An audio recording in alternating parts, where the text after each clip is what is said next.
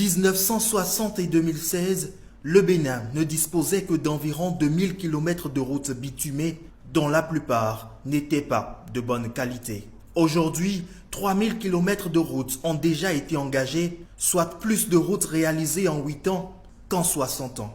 À Porto Novo, la rénovation est effective. L'aménagement de la route Ouedo-Toribocito facilite la circulation des usagers depuis son achèvement. La route Lokossa-DV-Aplahoué, frontière Togo, a aussi connu des travaux d'aménagement. Le tronçon Zayanando-Bonhomme-Paouian est entièrement achevé. Sur l'axe Lalo-Abomey, les pistes ont laissé place au bitumage, permettant ainsi le désenclavement des localités.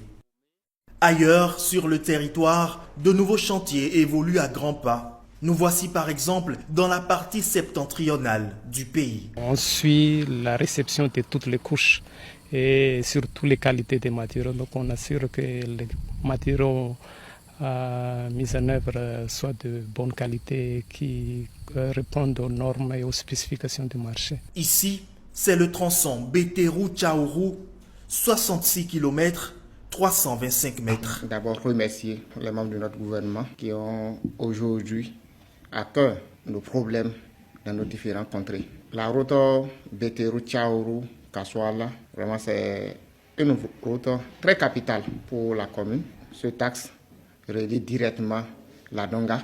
C'est un ouf de soulagement depuis l'annonce des travaux de cette route. Quand il n'y avait pas le goudron, c'était difficile.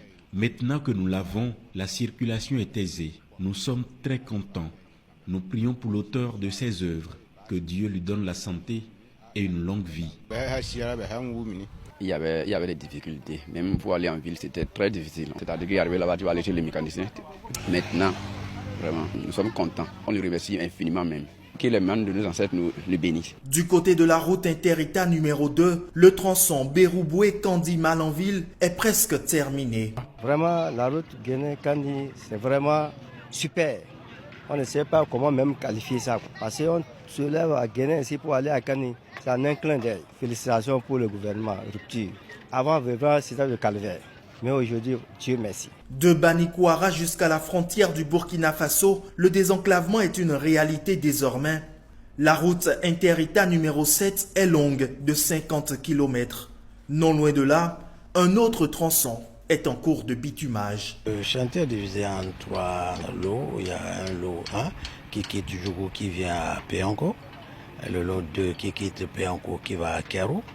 Le lot 3 qui quitte Kérou pour aller à Gbassa, à mi-chemin vers Banikouara. On voit que les populations en ont vraiment besoin. Comme ça, on peut quitter Kérémou, Banikouara sortir en même temps à Djougou, aller à Cotonou. On n'est plus obligé de passer par Kandi. Vous voyez, ça raccourcit aussi les trajets. Donc du Burkina, on passe ici.